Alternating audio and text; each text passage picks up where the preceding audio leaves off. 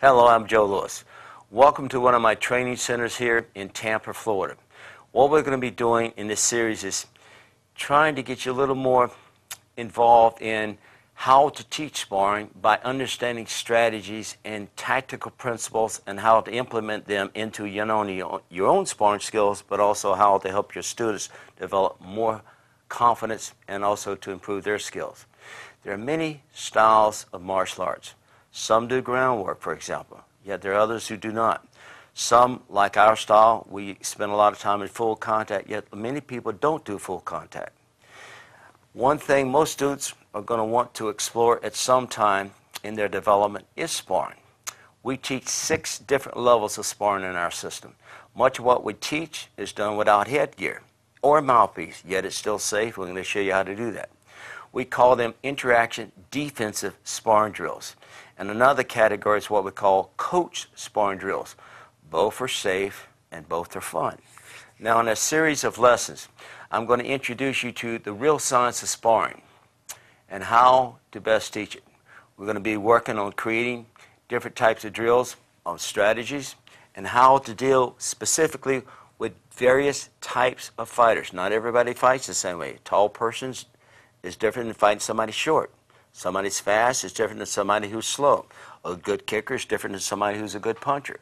First, let's understand what is your craft. And this is about adapting yourself to your opponent. You want to be able to outsmart him and outthink him, figuring out his weaknesses and figuring out his strengths, his favorite mode of attack and his defense.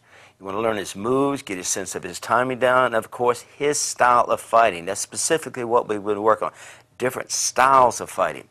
How to force him out of his style by, for example, frustrating him. Second, we're going to work on what's called ring generalship, or what we can call sparring generalship.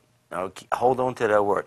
Knowledge of how to deal with different styles of fighting involves knowing how to employ, for example, the best tactical strategy. Now, hold that thought for a second.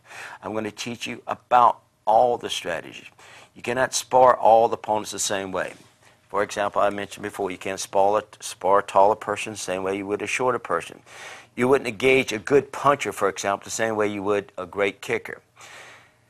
Let's start off with sort of a definition to understand what does that word strategy mean. Strategy is the process of using tactical maneuvers designed to take advantage of an opponent's weakness. Strategy is a tactical process designed to effectively engage an opponent in combat under advantageous conditions.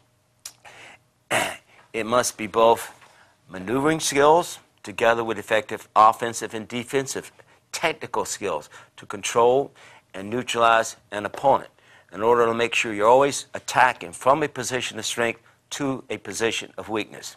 Now, these strategies have to be employed and have to be created and put together by using what we call tactical principles.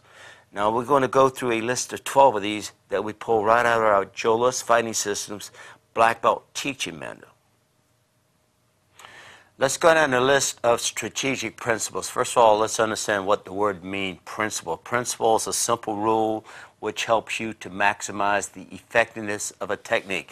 Anytime you're taking a tactic to create one of these strategies we're going to be working on, a tactic has to be a combination of a principle, a technique, and some type of movement. Remember those 3 concepts there. All right, principle number 1. All right, how to neutralize your opponent's position. All right, attacking from a position of strength always to a position of weakness. Choosing your territory versus what is his territory. For example, if you're fighting a taller person, you're going to stay on the outside.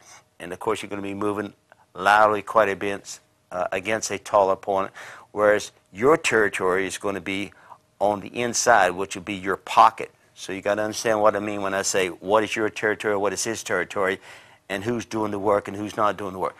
Rule number 2, all right, how to prevent an opponent from getting set. That principle kind of permeates all the strategies. Basically what we're talking about there is how to control your opponent's set point. You don't want him to get set. When he's set, he's fired. Opponent is not a threat because he's big, strong, fast, or whatever. an opponent is only threat when he sets. You got to be able to control that person's set point. A third principle here we work on is how to confuse your opponent. For example, broken rhythm. A lot of my tapes and DVDs that I sell, I talk a lot about broken rhythm. That's a quick change in the essence of your movement, the speed of your movement, or the direction in which you're attacking.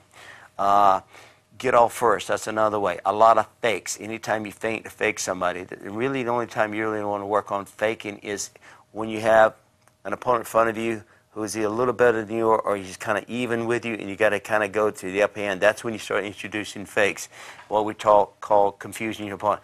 Next, how to take your opponent out of his fight plan. Let's say, for example, you're up against somebody that's got a good reverse punch or a good straight right hand, and you want to take him out of his fight plan. So if I circle to his left, or which will be to my right, so I'll be moving counterclockwise, I'm establishing a type of movement that's going to take away his offensive game plan. It's going to sort of handcuff his offense. And I'll keep that jab in his face, or I'll keep that back fist of my lead hand in his face, so he can't take advantage of using that right hand against me. Next rule. 5, how to seize the offensive. Basically, that's sort of self-explanatory. Work on getting off first. Get into the rhythm of the fight. Next principle.